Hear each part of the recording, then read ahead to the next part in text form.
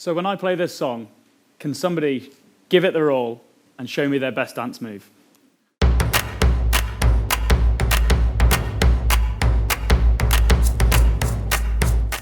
Brilliant, fantastic. I absolutely loved it, okay?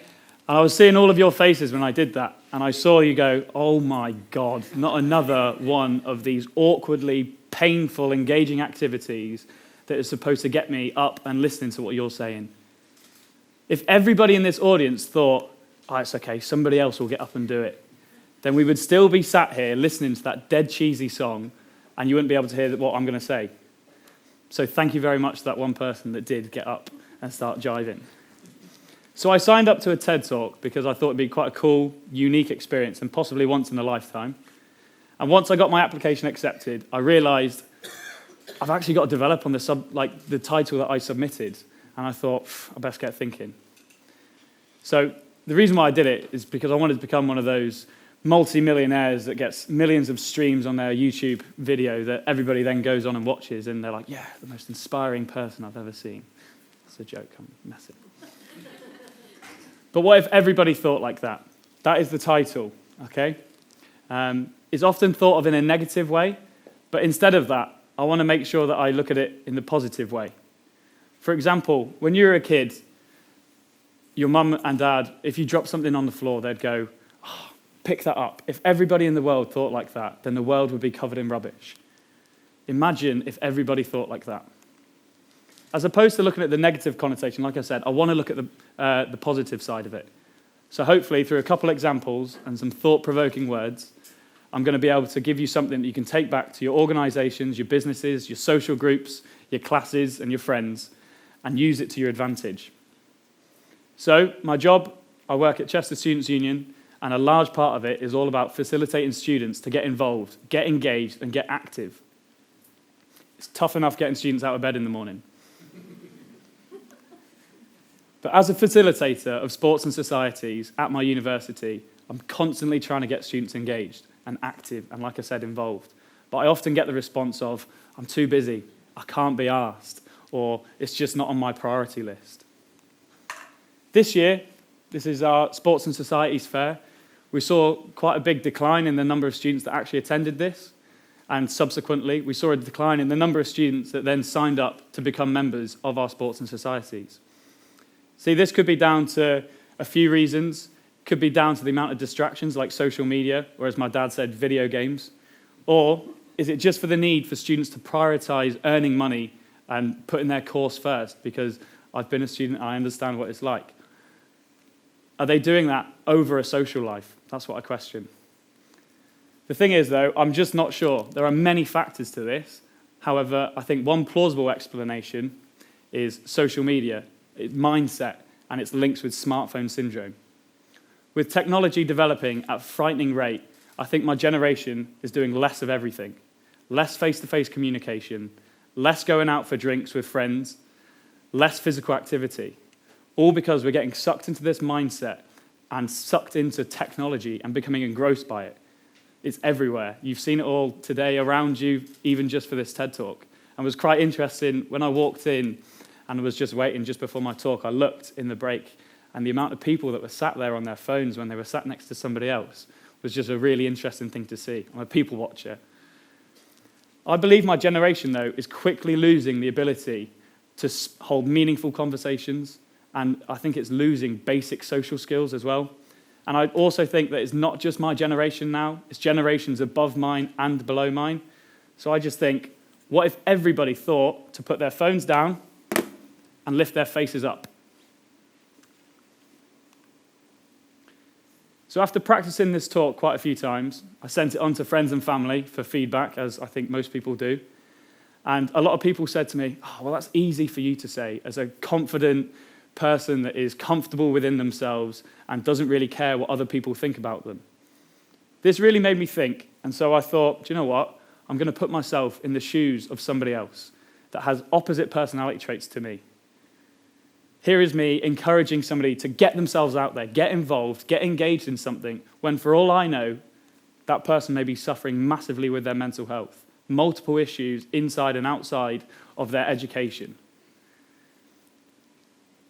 The rise in the number of Chester students at this university, and I think across universities in general, that are coming forward with mental health issues is a really scary stat.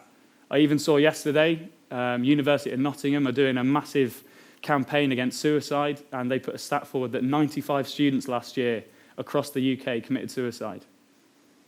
Considering there's 100 students in this room, that's quite a scary stat, I think.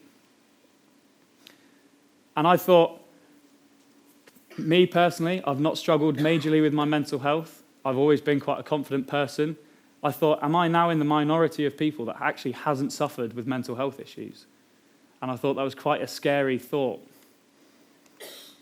So my best mate told me a story. I told him about this TED Talk and I was doing it, and he said, this story might actually lend itself to a few of the things that you're saying. It was a story about his girlfriend who was attending her first dance class for the first time in quite a few years. Understandably, she was quite nervous, but he gave her a bit of advice that I think I would pass on to anybody else that was in that situation. He said, forget trying to act like you know what you're doing. Go into the class and say, this is new to me. I'm going to make mistakes, and I don't need to act like I'm in my element. Own the fact that you're a newbie. Leave your ego at the door. He told me that his girlfriend, after saying that, felt the weight lift off of her shoulders and her positive mindset started to come forward. Based on this, I would say to people that have a different outlook to me, embrace your insecurities. Don't be scared of them. Allow yourself to be vulnerable, but believe in yourself, I think, more importantly. I believe that it's not too late to change this current culture and mindset. What if everybody thought to have one meaningful face-to-face conversation every day? What if everybody thought to put their rubbish in the bin? I think we'd all avoid the telling off from our mums and dads. What if everybody actually took part in physical activity and the recommended daily levels, as opposed to binge-watching Brooklyn Nine-Nine on Netflix? Nine-Nine. As I'm sure many of you know, it takes a lot of time, effort, and commitment to organise a beneficial event.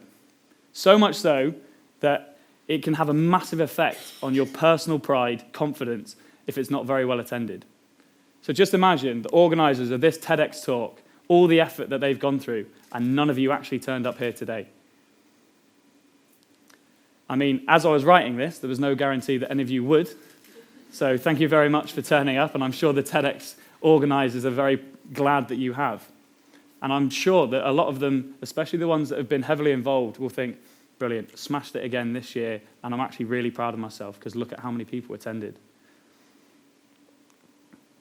Speaking from personal experience, though, I know how rubbish it feels to organise low-attended events. This was a 5K that we did on Facebook, as always. 100 people said they're going to turn up. That's how many did. And you're just thinking, I've said to loads of people this is going to be a really well-attended event, and that was the outcome. Smiles, they're still smiling. It was a beneficial thing. They all absolutely loved it. So I just thought, is this because I'm terrible at organising events and should just give up? Or is it down to something else that I just don't know? But regardless of that, I felt embarrassed to the people that actually turned up. I felt embarrassed and like that I'd let my other peers and staff down, and I felt like a bit of a failure. However, when an event has fantastic attendance, more than what you'd ever expected, it is the most uplifting and brilliant feeling. One that literally makes you so proud of yourself for pulling off a successful event. That was our community cleanup we did last year. Over 120 students on a Sunday morning, cold, wet, windy, went and cleaned the garden quarter full of rubbish. I was quite proud of myself for that. So I want you to think back to gatherings, events, even house parties that you have organised, and just imagine if everybody that you invited actually turned up. I think it would be really good, apart from if it was a house party, it might end up like Project X, with some guy running around with a flamethrower, burning down half the neighbourhood. But in most cases, it would just be amazing. So this is our netball team. This was taken this year. And at a university that has 70% females, I just think, what if every female decided to join a sport or society when they started university? What if they got involved in something, whether it is to be a volunteer for the TEDx event today, whether it was to be a student ambassador, whether it was to join in on Welly Wednesdays with the Green Chester team at the university, and how much fun that could actually be, and the people that they would then meet. I think the motivation and confidence that it would give the female students at this university would make them feel invincible. And I think that they could take these feelings and what they experienced into other walks of life, like self-worth and self-esteem as well.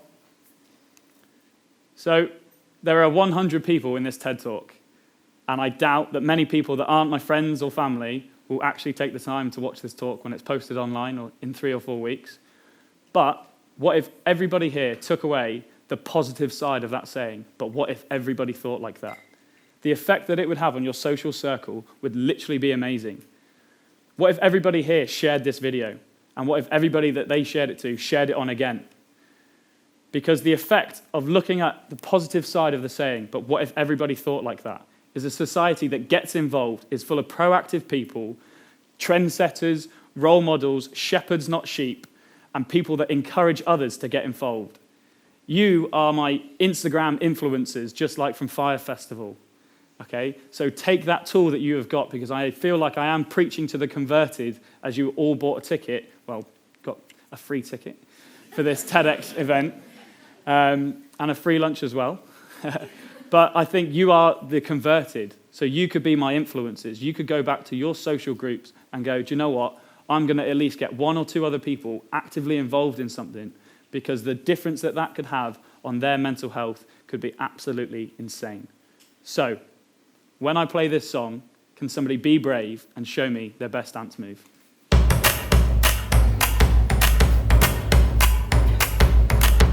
Brilliant. Thank you very much for listening.